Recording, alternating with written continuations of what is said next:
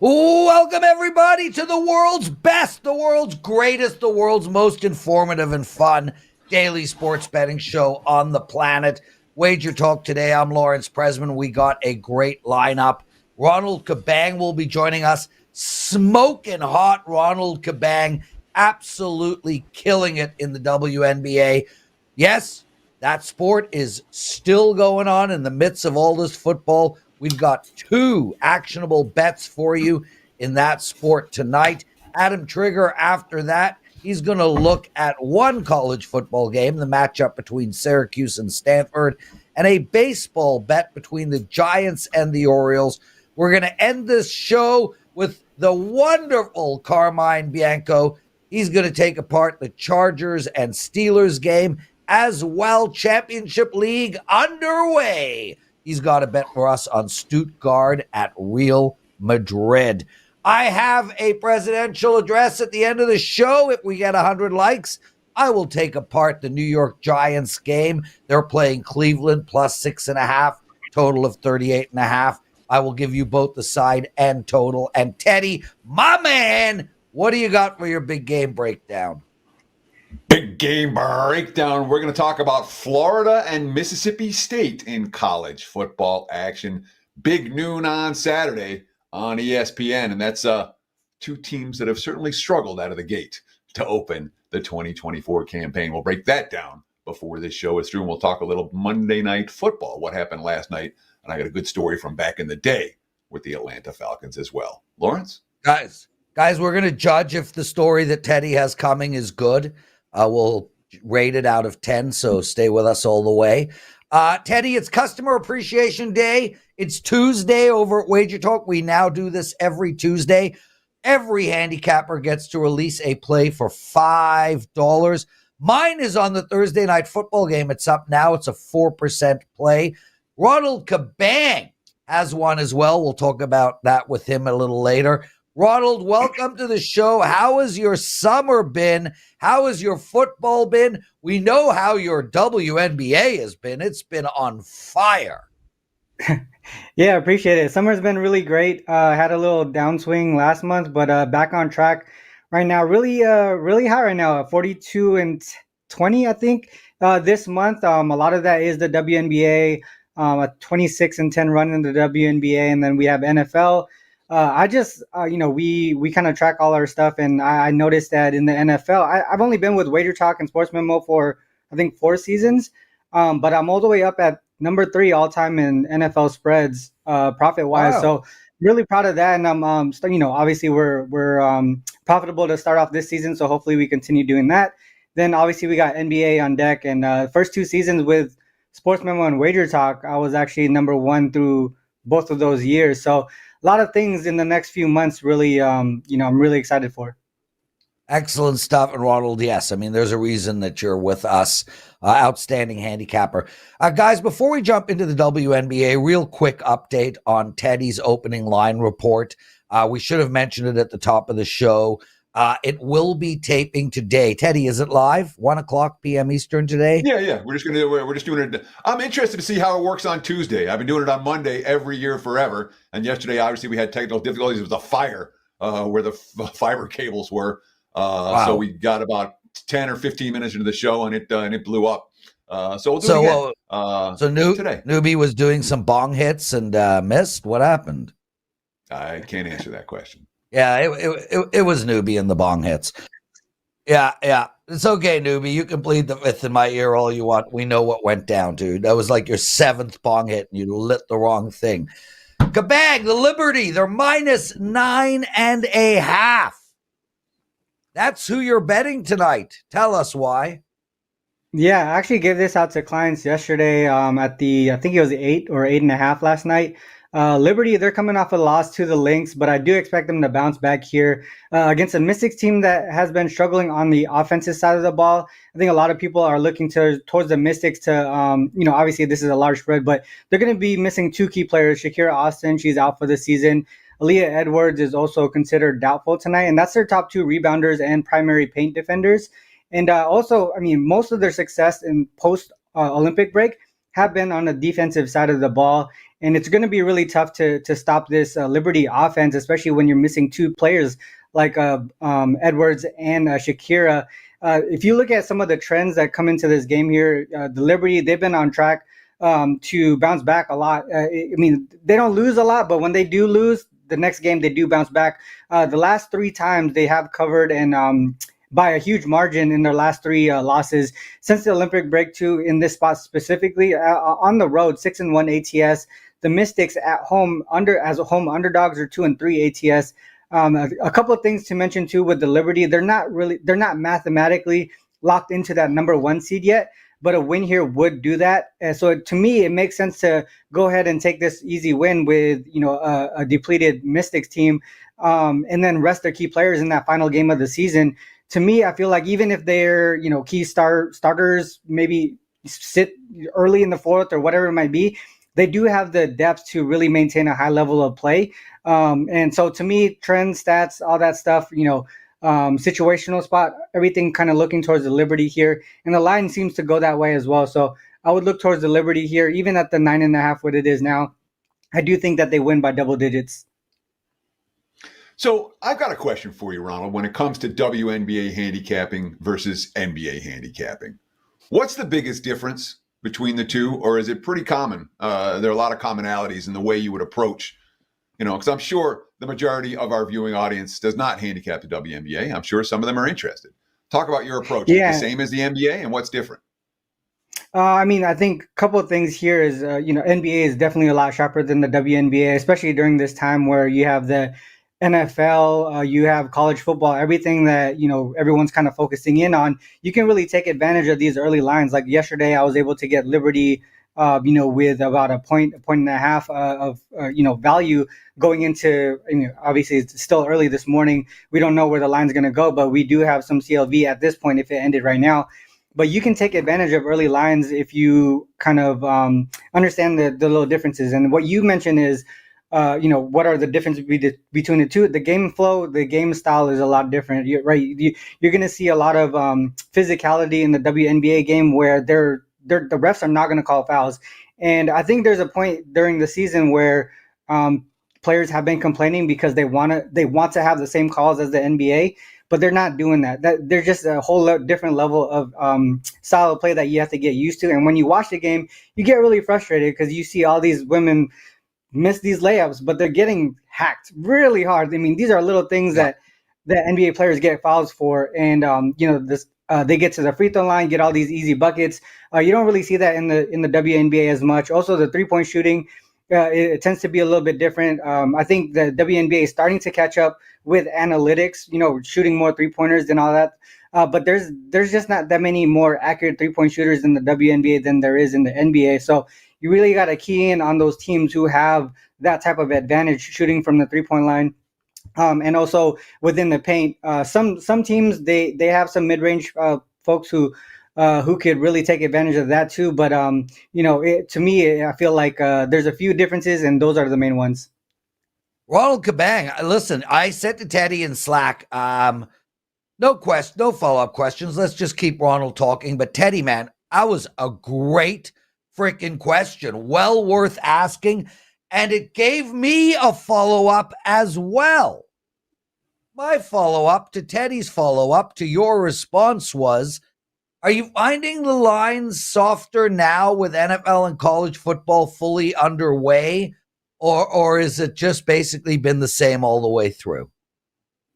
To me, I feel like it's been the same all the way through. I think some things that right now, because it's the last couple of games of the season, the thing that people are probably worrying about is who's going to sit, who's going to rest because of playoff spots, right? But I don't think mathematically every single team currently in the top 8, they're not locked into their spot. There's a few obviously some teams are going to have to win out.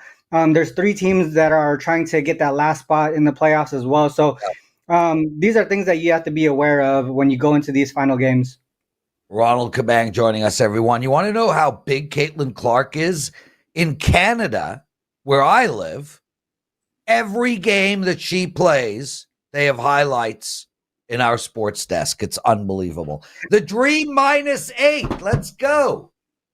Yeah, so this is one of the teams that this is one of the matchups that are crucial for that number 8 spot. Both teams are trying to get that 8 spot.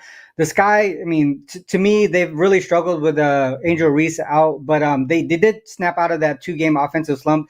They scored 88 against the Mercury, and that's primarily due to shooting really well from the 3-point range, 14 out of 25 that game, and that's something that's rare for this team. They typically are focused in on within the paint. I do think that there's a chance we see a bit of a letdown from them. I don't expect them to shoot 14 out of 25 again from 3. On the Dream side, they're coming off an overtime game. And that, to me, I mean, people are going to say, there's going to be fatigue from the key players, but they do have the advantage of having the deeper team in this matchup specifically. On the defensive side of the ball, I think they have the edge. They're likely to capitalize on a lot of points off turnovers. That's something that they've done since the Olympic break. And then on the Dream side as well, they should dominate in the paint. Again, without Angel Reese, this is something that they really struggled with in this matchup specifically throughout the season.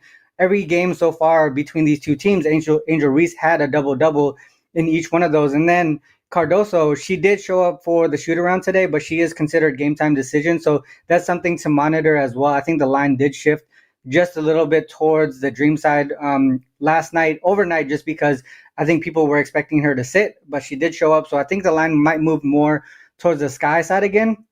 But from a trend perspective, the Sky have struggled when playing as underdogs of 9 points or less since the Olympic break, and that they're in that range right now. They're 1-6 straight up, 1-6 ATS in that spot, and they're in the full game margin is -12 on average. On the other hand, the Dream, they've been really solid in this situation post Olympic break, 3-1 straight up, 3-1 ATS as favorites. And then for the Dream too, one last trend, 13 wins this season. Only one of them didn't cover, and that was by the hook. They were 5.5 point favorites. They did win by 5 in that game. So to me, a lot of the edges go towards the Dream side, and I think out of the 3 teams, they're the one that's most likely to get that 8th spot. So if I'm betting this one, I would look towards the Dream side. Atlanta minus the points. Even after the line move, Ronald Cabang says, tap the brakes. You may want to get a better number later in the day. Ron, it's 5 days. WagerTalk.com. Every capper's got a $5 play on their page. What do you have for the clients? $5. Yeah, I got one on the key matchup tonight between the Storm and the Aces. That's my $5 play. Top play in that one. Really a lot of strong trends and metrics that point towards a single play in that one. And then I talked about a lot of the stats and trends for myself as well with NBA, NFL, WNBA, and all that stuff too. I do have a couple deals going on right now. 30-day all access pass for $199, or you get that full year of all access for $999, which is a huge discount off the regular price. And the coupon code for that is RC365. And like I said, this is the time of the year where I really thrive with WNBA, NFL, NBA, all that stuff going on at the same time. There we go. Ronald Cabang. Great job, Ronald. Love having you on. One quick question if you haven't gone. Is Ronald still with us? Yeah, I'm here. One of our listeners wants to know what the most expensive card you have, because I see you have a whole lot in the background. Most expensive. I haven't looked at values recently, but I do collect a lot of Kevin Durant and Seahawks jerseys. So his rookie year with the Seahawks with the Sonics autographed ones. The most expensive card I sold actually was a UFC card for $15,000. It was Zhang Wei Li. It was her rookie card, 101 autograph. So that's something. And Marab just won his title, and I got a 101 autograph of him as well. So I haven't seen what the value of that is, but it's fun to do this stuff. Ronald, many years ago in a different life, before I got into this industry, I used to buy estates and sell them. And I bought an estate that had a Mickey Mantle rookie card in it. Should have kept that. You still have it? But no, the business. Ronald, the business model was flip, buy and sell, buy and sell. You could get caught up with so many things, right? Like when you're buying these estates, there's always stuff in there that's going to be that same estate. I had 5,000 Beanie Babies. So had I have kept those, I would have got slaughtered. Ultimately, the business model was buy, sell, but I ended up going to New York and selling that Mickey Mantle rookie card. It was a lot of fun. Ronald Cabang, everyone. Teddy, great show still coming up. Adam Trigger, we got some college football. Carmine Bianco, we got some NFL. You've got a what did bettors learn and a story that we're all going to rate. So let's hear it, my brother. So I had the Falcons on Monday Night Football last night. It was a stressful game, to say the least. All's well that ends well.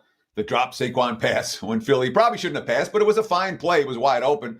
It led to the field goal, so the Phillies going to win by 6 instead of 7 and cover 5.5 instead of taking a knee with the first down. And then boom, boom, boom, the last drive. Cousins to Mooney, Cousins to Pitts, Cousins to London. 6 plays into the end zone. 22-21. The Falcons get the money. No sweat, right? Yeah, it was stressful. And it reminded me of a story. I know I've told it before, but it's been a long time since I told this story. It comes back to my 3rd year in Vegas. My hair was still brown with a couple of grays instead of all silver. 98, the first year I was out here, I was just learning my way. 99, the second year I was out here, I finished top 10 in the Super Contest. I was on my way. I thought I had it figured out. In 2000, I won in September. October rolled around, and I got my ass kicked. 3 straight weeks. Bang, bang, bang. A little bit like last year in that regard. But back then, I didn't understand ebbs and flows. All I knew is I had had back-to-back losing weeks for the first time since I've been in Vegas. And now this last week is huge. And the one play stands out to me. Monday Night Football, Atlanta plus 6.5 at Pittsburgh. Chris Chandler versus Cordell Stewart. And Lawrence, the only time I've ever done this in my betting career, I went all in on that game. I had Atlanta money line. I had Atlanta side. And at halftime, it was 13-0 Pittsburgh. The Falcons looked awful. And I really thought that was going to be the end of my betting career. I didn't know what I was going to do when I woke up the next morning. And then in the fourth quarter, the Falcons got rolling. And the game ended with Atlanta throwing into the end zone for the win. They didn't get the win. I didn't cash the money line bets, but I got the money. Thriller. I survived the night. And lo and behold, I stayed in Las Vegas as a sports bettor and made this my career. Last night's game reminded me of that game with the thrilling finish. Lawrence, back to you. That's the closest I ever come to 10, not baby. being a sports bettor. That was a 10 out of 10. The reason, firstly, there was drama. I don't remember the game, so I didn't know whether you won or you lost. So we had drama. We had action in there. It was directly related to your career. 10 out of 10 for me. Guys, what did you think? I thought that story was amazing. Teddy, yeah, dude, last night, that I was saying to Vivian, we watched that game. Oh, God, watching a football game at my house on a primetime game, it's stunning. We're in the cabana. We got the heater going. I got the hot tub. I got the pool at 88. That's Celsius.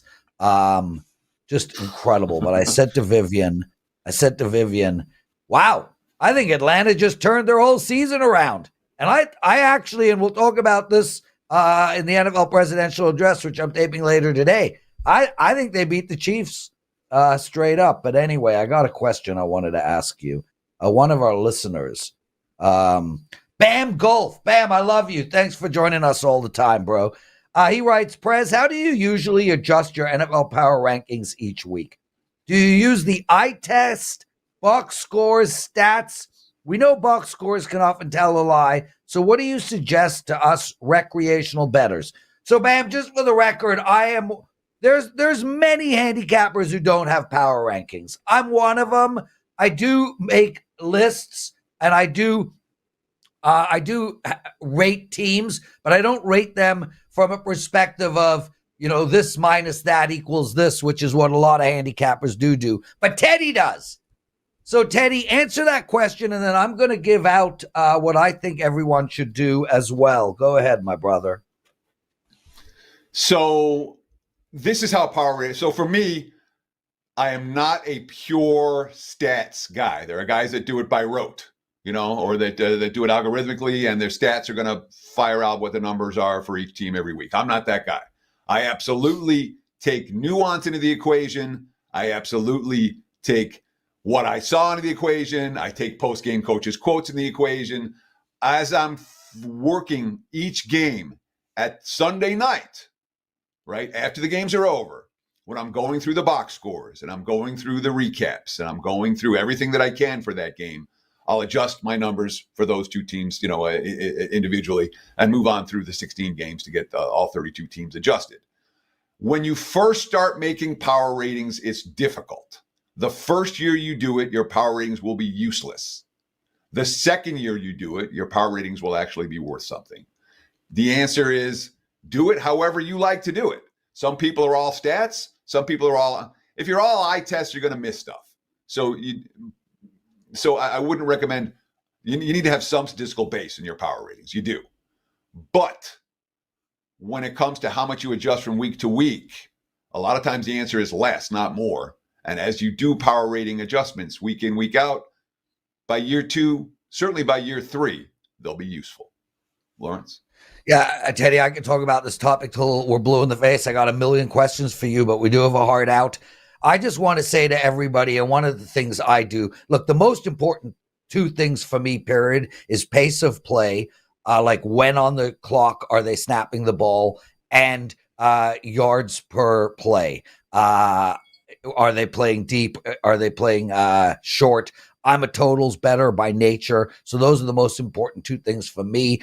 And also on YouTube, every Sunday night when the games end, I spend 3 hours on the highlights. There's 15-minute highlight packages on every single game, almost every play, back to, just constant plays. Those are gold to watch. Teddy covers his $5 Tuesday. I told everybody I've got a play up for $5 on Thursday night. It's a 4% play. I'm on a 23-8 run on those plays. I did win my 4% on Sunday. What do you have going for the clients? I have a single best bet in MLB today on a team that I haven't played. I went back and looked. I haven't played them once all year. I'm playing them today in mid-September. And of course, for $5, you can get my Monday Night Football winner cash last night. I expect we're going to cash again this week. Get it right now at WagerTalk.com. Only $5. WT.buzz/TC. Brilliant stuff. Over 200 of you watching, only 63 likes. I'm going to take apart the Giants game if we get to 100 likes. I'll take apart the KC game tomorrow as well. So please hit that like button, everybody, and make sure to subscribe to our channel. Adam Trigger joining us. Adam, welcome back. How are you? How have you been? I'm great. Thanks for having me back. I had a really good week last week across the board. I can't complain. We're in the grind of football season, but I'm still watching baseball every single day.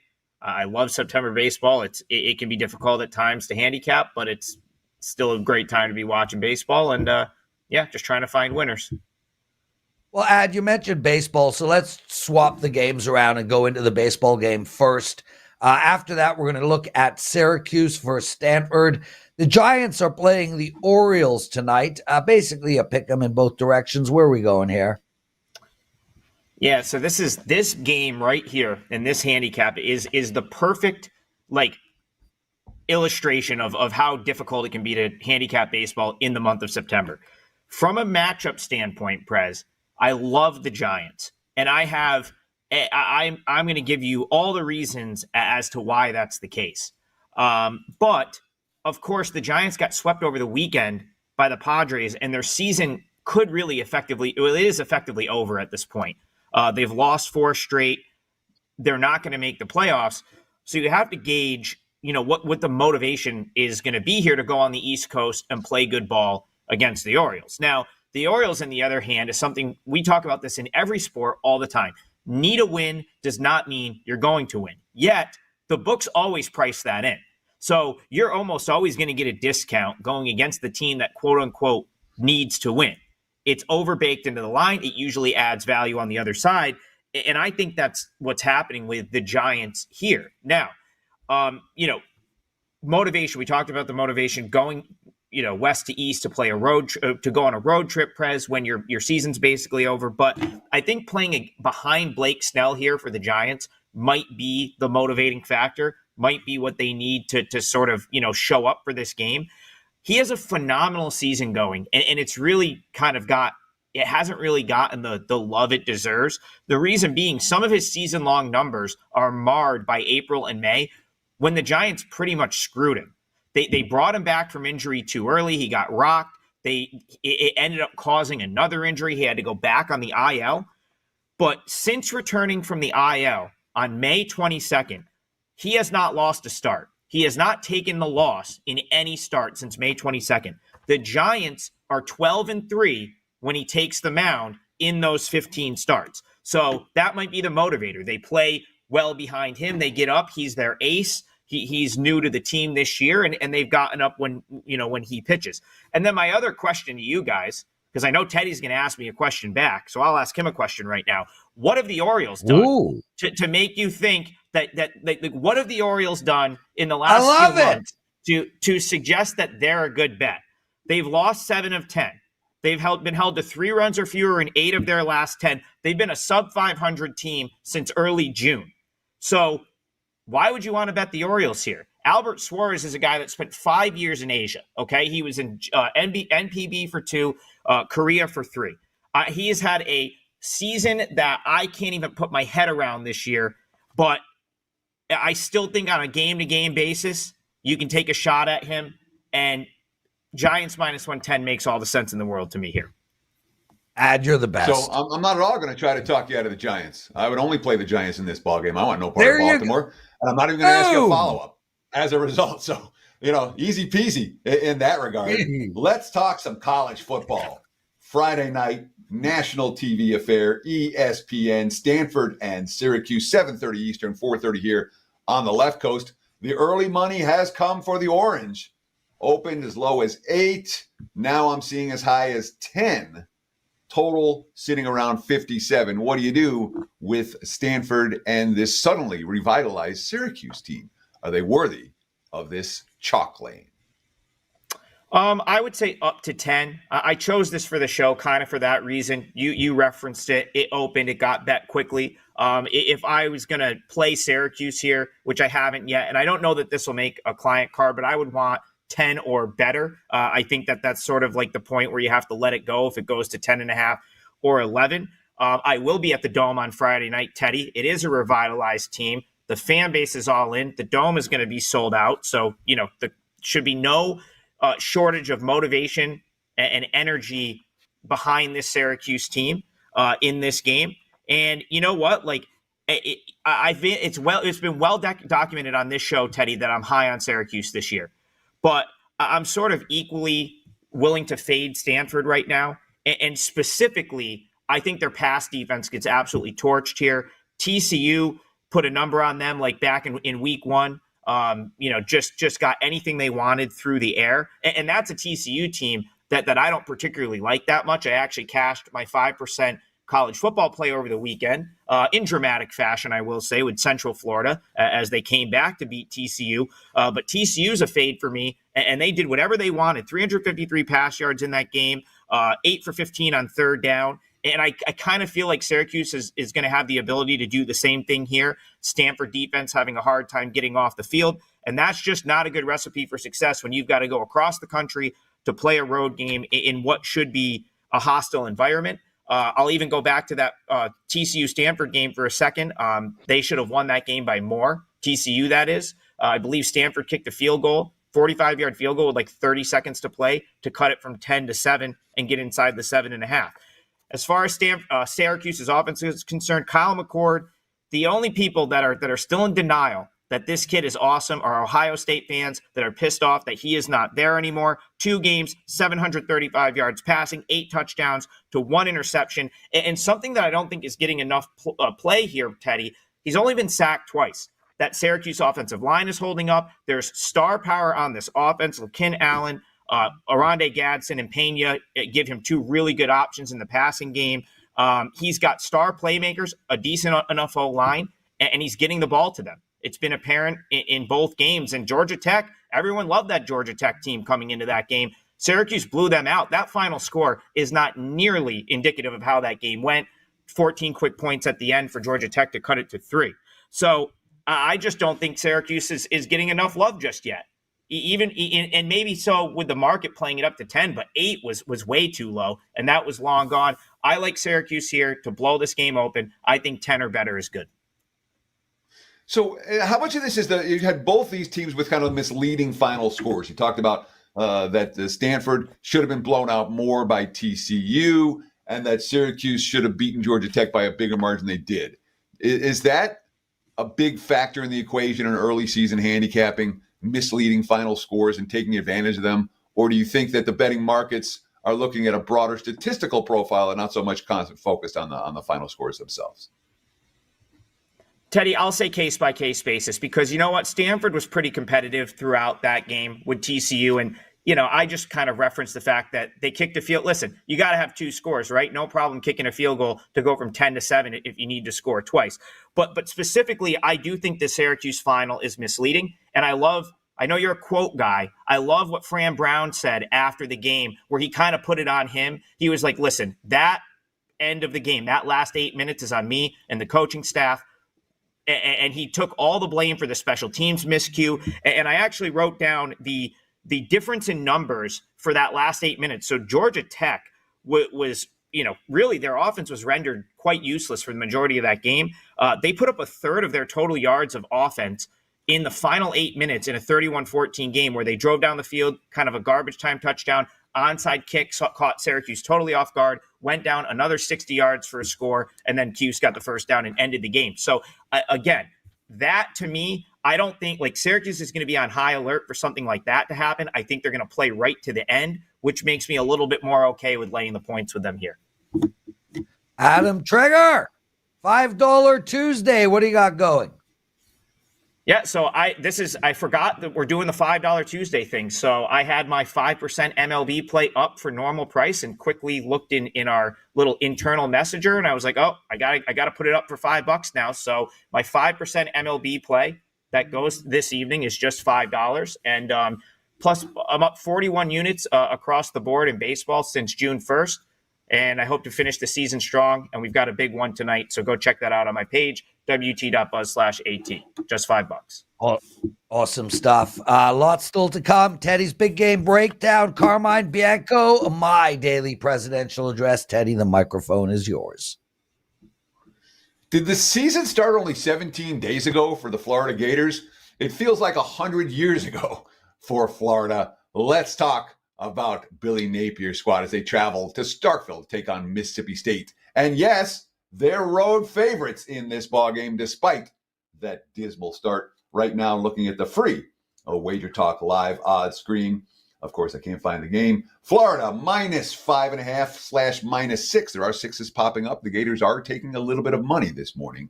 Total sitting in the 58.5 range.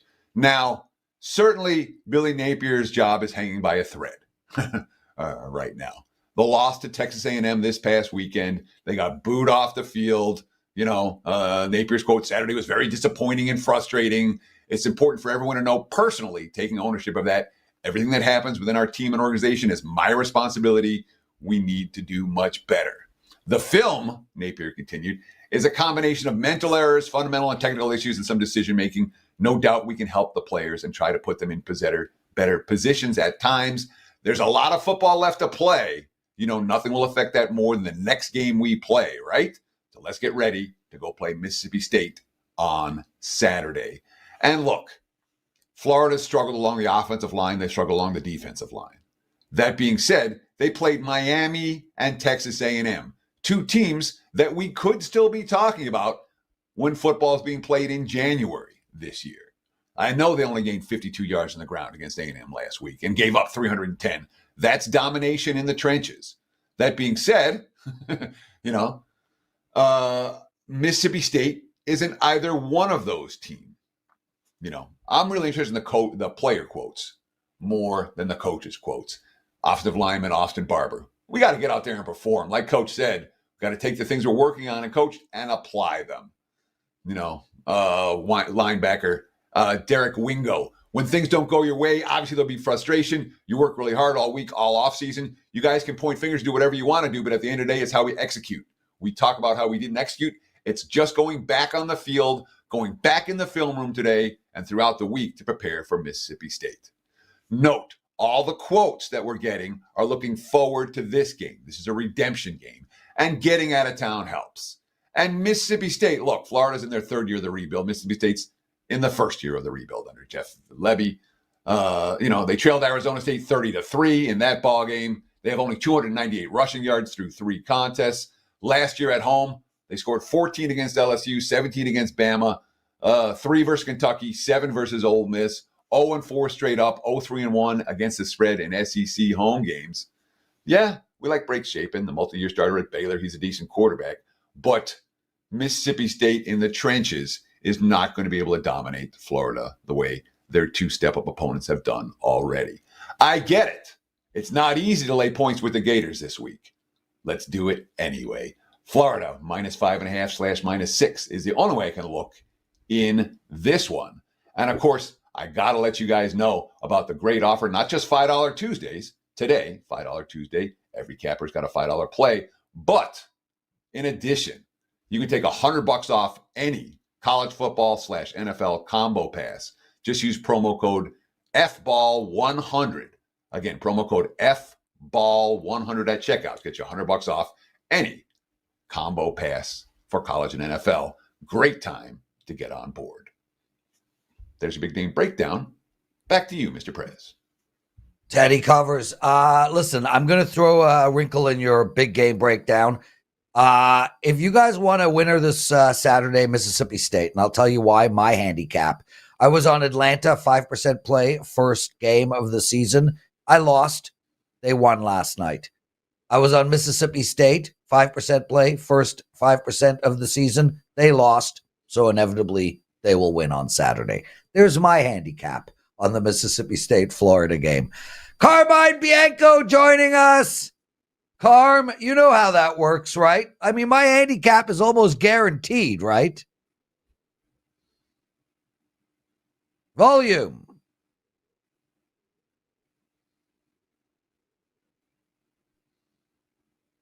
Okay, Teddy, you know how my handicap works, right?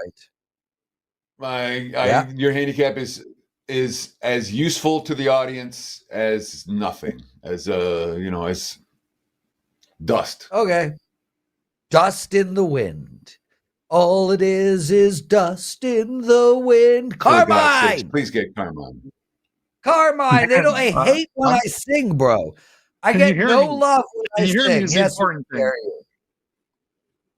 All right. Okay, Carm, let's go, someone baby. burned down the wires again. Jeez. That Dan, okay. Dude. That Dan. Yeah. So we're going to talk a couple things, Lawrence. I guess we're going to talk NFL football first.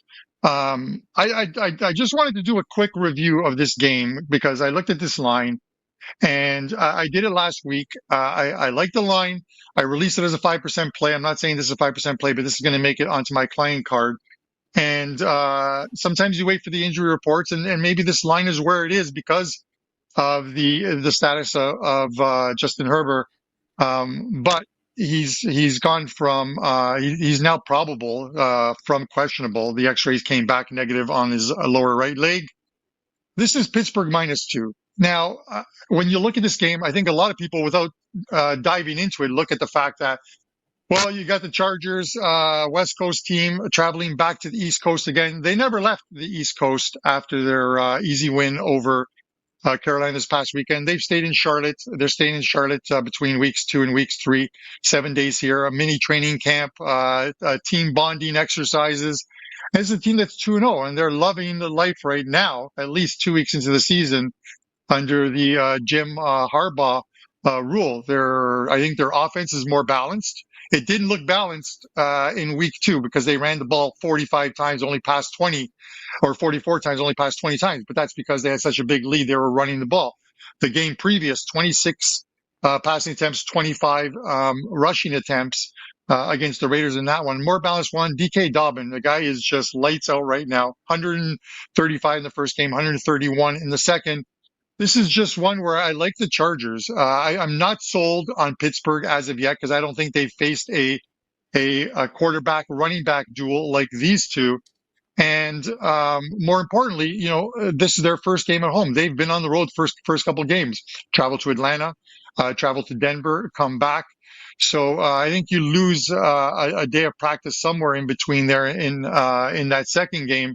I'm not sold on this Pittsburgh thing. I'm not overreacting. I'm reacting to what I've seen the first couple of weeks. If you watch the games, it's tough to make a case that the Chargers aren't better than they are or they were last year.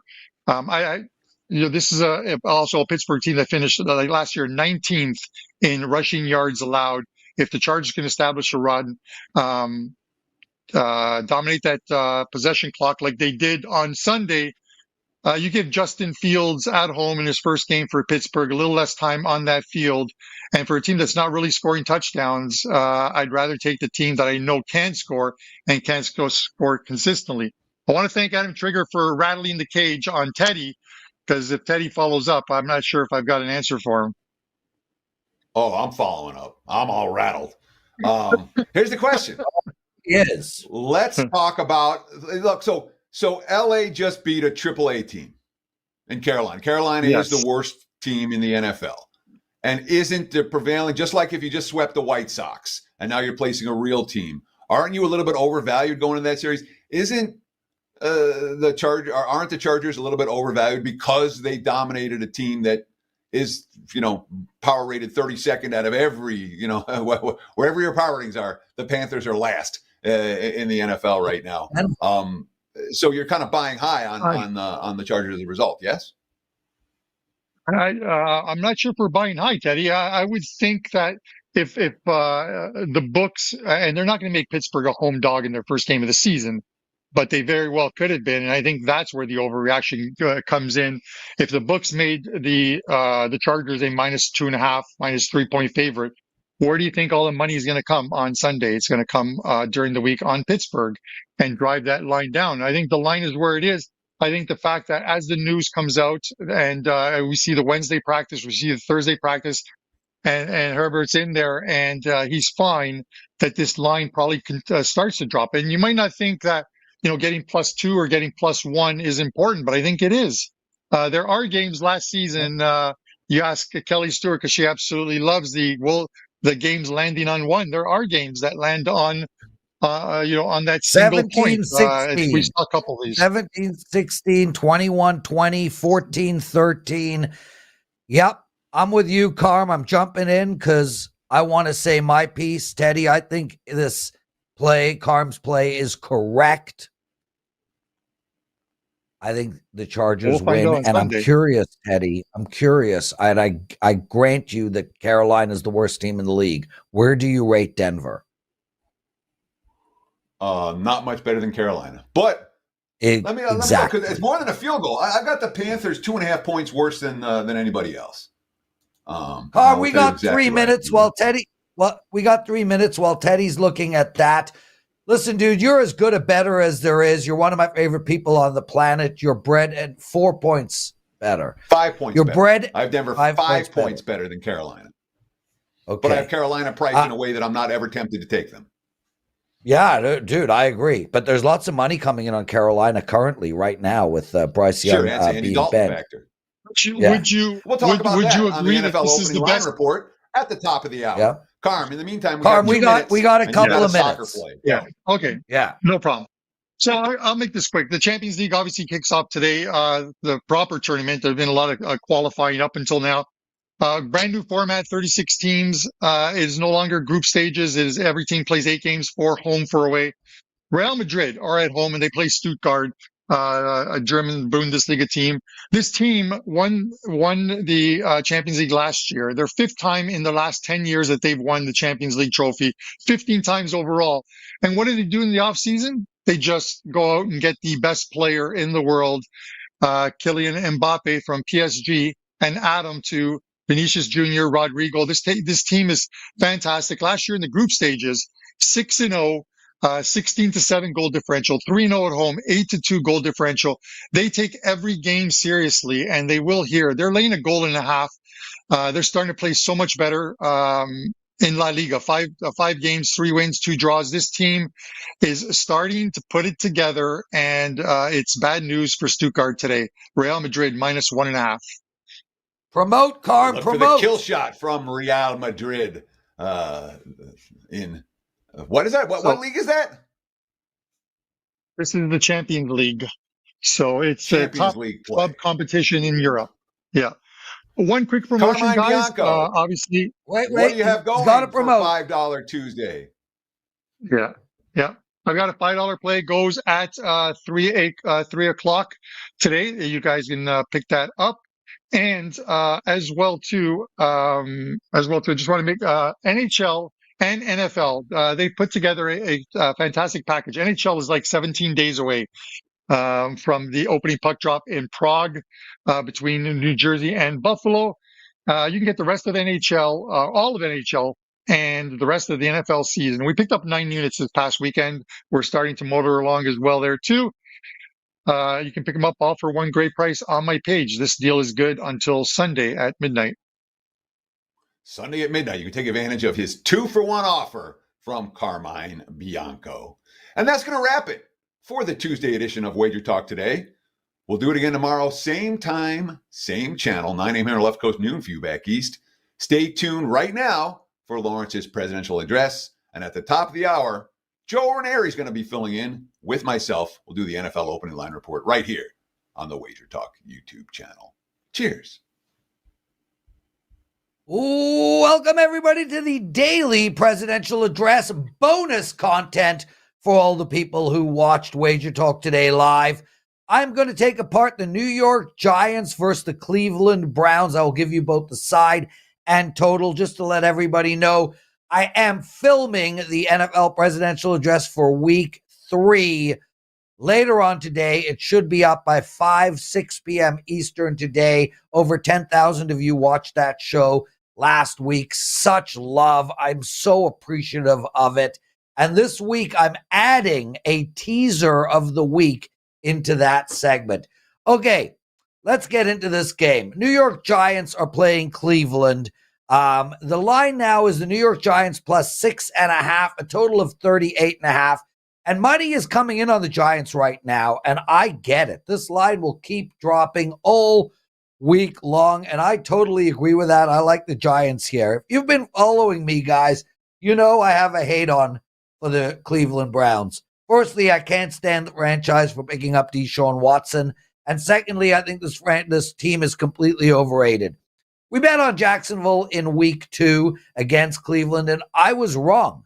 Cleveland ended up covering that line, but I don't know if that was a reflection of how good Cleveland is, or more likely how disappointing Jacksonville is right now.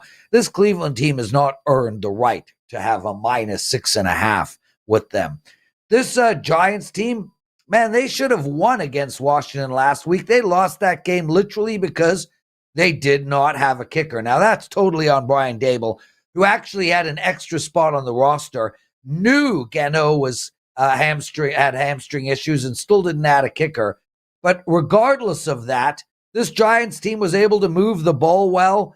And really, the game should have been tied if they had a kicker, and they could have won by 3 at the end of the game with a kicker. Instead, they went for it on 4th and 4 and dropped ball. Really should have won that football game. With that said, take it with a grain of salt. The Washington defense is the worst in the league, and Cleveland does have a good D. One thing I really like about this Giants team, however, is their defense. They're running an aggressive program on D. They're blitzing. They're in the backfield. I think they're going to give Deshaun Watson fits. I mean, there is a very good chance Deshaun Watson might need a massage after this game. If anybody knows anyone who wants to help him out, let us know. Let's bottom line this. Neither team can score consistently. Both teams will be in the bottom half in the league in points gained and in the top half of the league in points allowed. The Giants so far have averaged only 12 points per game, and none of those games were against this Cleveland D.